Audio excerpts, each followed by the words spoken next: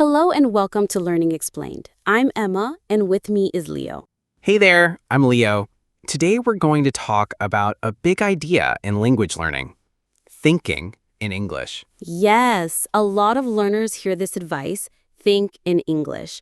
But what does that really mean? That's what I want to know. I always think in my own language first, then I translate. It's slow, and sometimes I forget the English word. Totally normal. Our brains are used to the first language. It's called the native language. When you learn a second language, your brain builds a new system for it. At first, your brain uses the old system to help. That's why we translate. So my brain is just taking the long way? Exactly. It's like taking two buses instead of walking.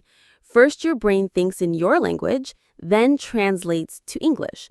But with practice, your brain can take the short path and think in English directly. That sounds great.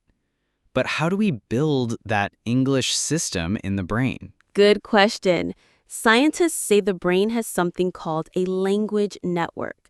It's a group of areas in the brain that work together to understand and produce language.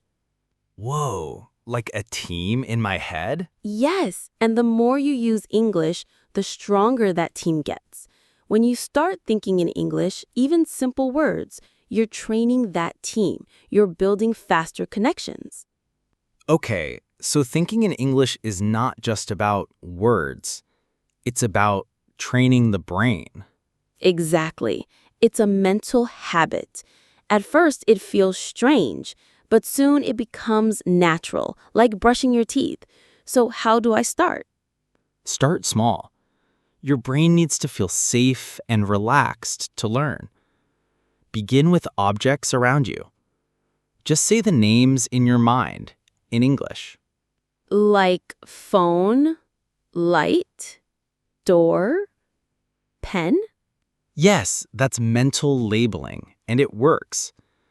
Then try short sentences in your head, like, I see a dog. My tea is hot. I am walking.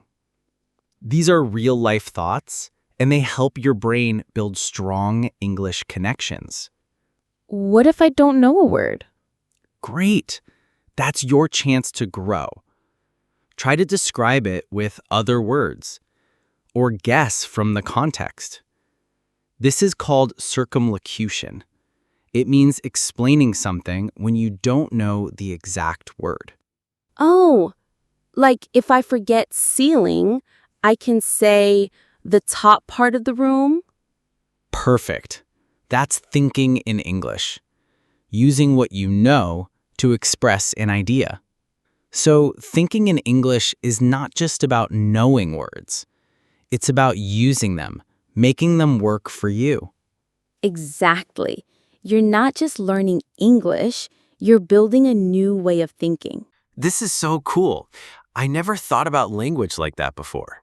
Language isn't just sound, it's how your brain understands the world. And when you think in English, you're seeing the world in a new way. Wow, that makes me excited to practice. So thinking in English isn't a trick, it's science. That's right. Simple practice, done every day, creates real change in your brain. Okay, I'm ready. I'm going to look around and name 5 things in English. Cup, chair, window, notebook, hand. Look at you! That's thinking in English already. Feels good. Feels possible. It is. And this is just the beginning. Welcome back to Learning Explained. In the last chapter, we talked about how to begin thinking in English by using simple words. We called it mental labeling, saying words in your mind for the things you see every day. Now we're ready to take the next step, turning those words into short, real sentences. This is how you train your brain to use English the same way you use your first language, automatically. When you make full thoughts in English, even in your mind, your brain begins to understand grammar more deeply. It's not just memorizing rules, it's using language to think, feel, and notice your world. And that makes your learning more powerful. Okay, Emma, this sounds great, but sometimes I feel nervous when I try to make sentences in English. I know the words, I know some grammar, but when I try to speak or even think in full sentences, I freeze. My brain says, nope, too hard. I think many learners feel this. They're afraid of making a mistake, even if they're just thinking quietly to themselves. So, how do we go from single words like window and phone to full ideas like there is a window next to my desk? Or I'm charging my phone right now? That's a really good question. The key is to build your sentence like a small tower, one piece at a time. You don't need to say everything at once. Start with the base.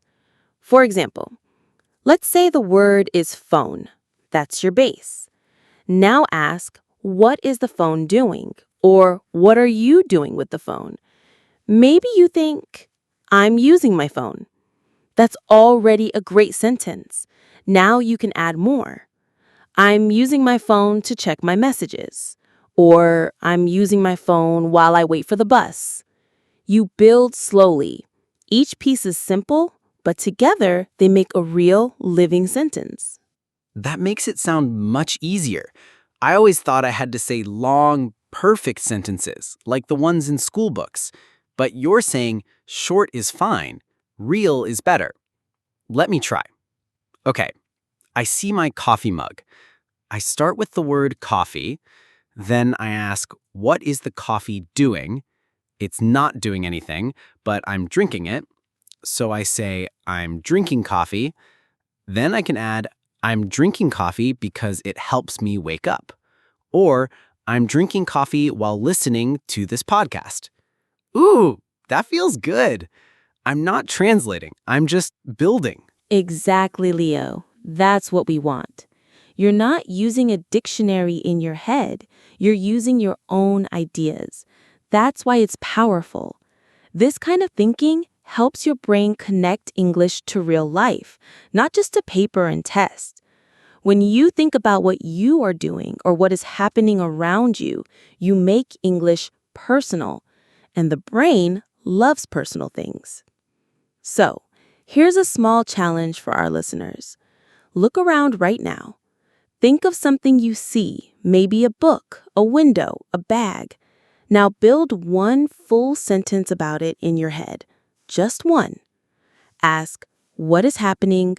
What am I doing with it? Where is it? Even a sentence like, my bag is on the floor, is excellent practice.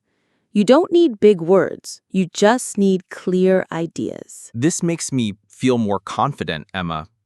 Because before, I thought I had to wait until I was fluent to start thinking in English. But now I see I get fluent by thinking in English. It's like training for a race. You don't wait until you're fast to start running. You start slow and then get faster, day by day. Exactly. And here's one more tip. Try doing this sentence building when you're doing everyday things. Brushing your teeth, cooking, walking. For example, I am brushing my teeth. This water is cold. My cat is sleeping on the couch. No pressure, just simple, real-life sentences. Your brain will start to recognize patterns, and those patterns are how fluency grows. Welcome back to Learning Explained. In the last chapter, we talked about building simple sentences in your mind. Now, let's go one step further. How can you think in English when you're in a real conversation? Ugh, that's a tough one. When someone talks to me in English, my brain goes into panic mode. I try to listen, but I'm also translating and preparing my answer. It's too much at once. That's normal. In a conversation, your brain is doing many things: listening, understanding, deciding what to say, then saying it. That's why thinking in English is so helpful. If your thoughts are already in English, you skip a big step. No translation. So, how do we train for that?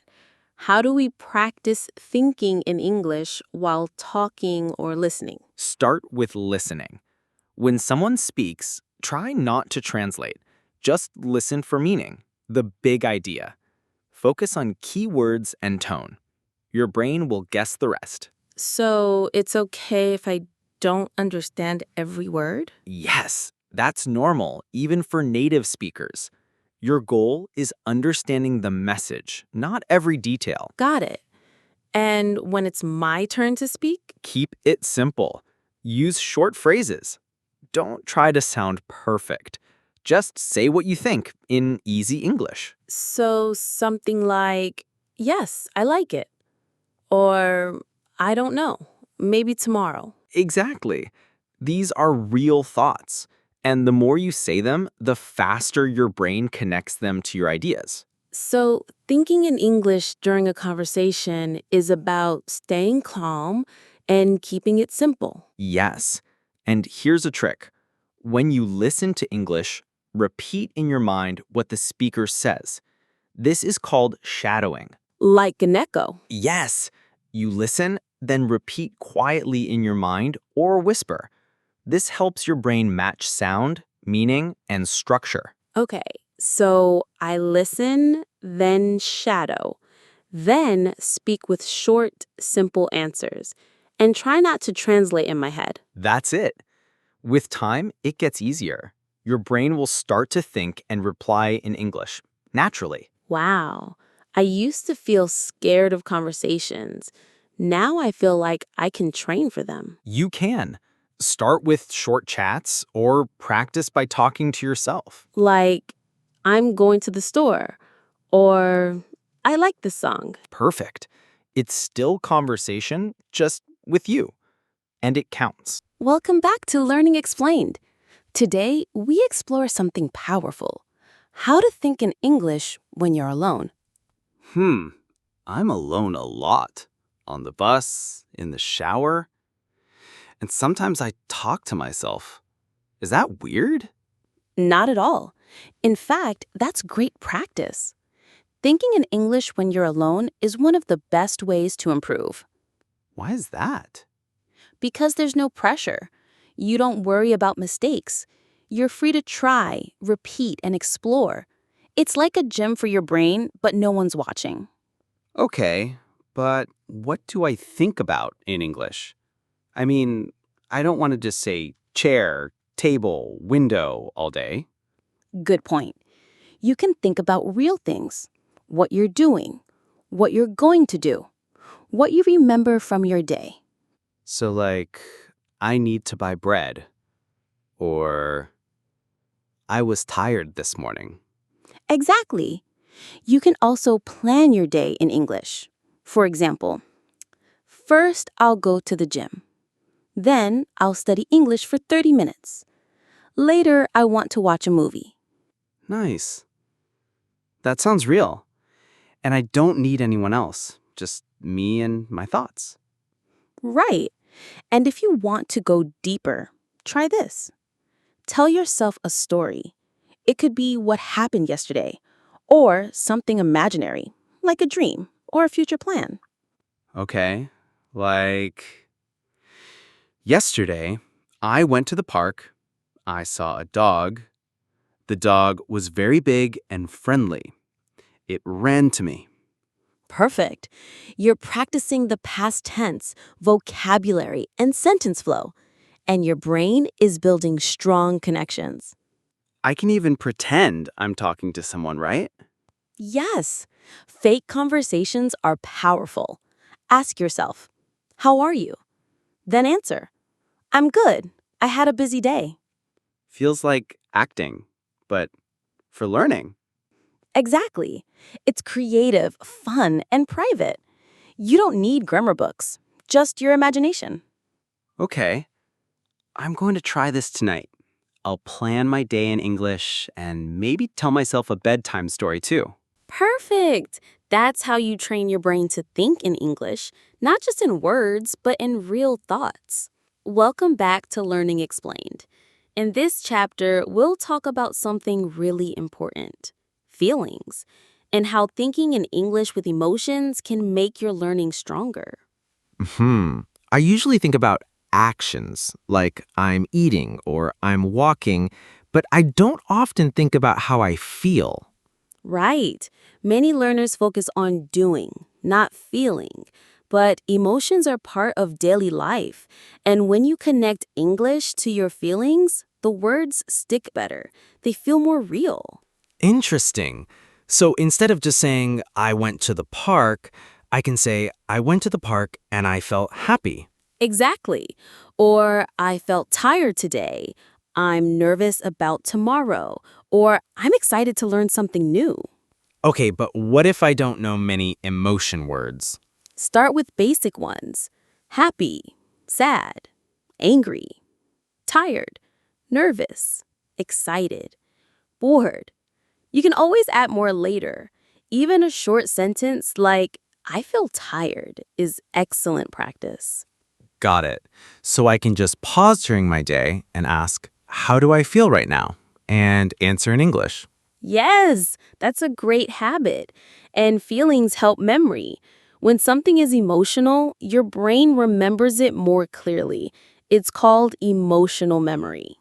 So if I feel stressed and I say I'm stressed, I'm not just practicing English, I'm helping my brain remember that sentence. Exactly. You're connecting the feeling and the language. It's strong learning. I like this. It makes learning feel more personal, more human. It is. Language is not just about words, it's about people, and people feel things. Okay, I'm gonna try it. Right now, I feel curious. Curious and focused. Perfect. I feel happy and calm.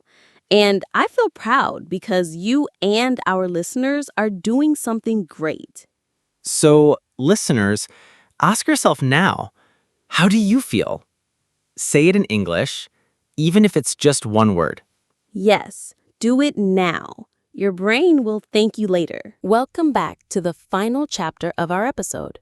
We've talked about how to think in English in everyday situations, with actions, with feelings, and when you're alone. Now let's talk about something most people already do: watching and listening to English content. Ah, yes. YouTube, Netflix, music, podcasts like this one. But sometimes I just watch or listen, and I don't feel like I'm learning much.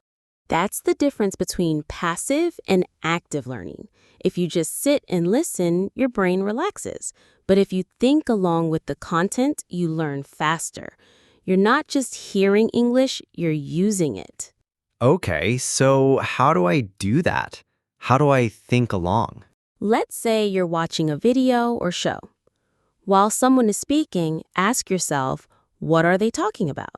Do I agree? How would I say that? So I should pause sometimes? Yes. Pause and repeat a sentence out loud or in your head. This helps your brain copy the rhythm and structure. I like that. And with music? Music is amazing for language. First, just enjoy it. Then look at the lyrics. Try to follow the meaning. Sing along if you can. It trains your memory and pronunciation. I do that sometimes with English songs. It feels fun, not like studying. Exactly. Learning should feel natural. And when your brain is relaxed and happy, it remembers more. And what about podcasts? Use them like mini practice sessions. Listen, then think. What did I understand? What words were new? Even better, pause and try to repeat a sentence you liked. Like shadowing, right? Yes, just like we said in Chapter 3, shadowing turns listening into speaking practice, and your brain gets used to thinking in English as you go. So I can watch, listen, enjoy, and still train my brain? Exactly. But the key is being active. Ask questions, repeat sentences, guess the meaning. And don't worry if you miss things. That's part of the process. This makes me feel like I can learn anytime, anywhere, even when I'm just watching my favorite show. Yes, English is around you. Your job is to bring it into your thoughts. So, one more time, listeners. While you watch, while you listen, think in English. It doesn't have to be perfect, just real. That's the goal. Real thoughts, real practice, every day. Bit by bit, it becomes part of you.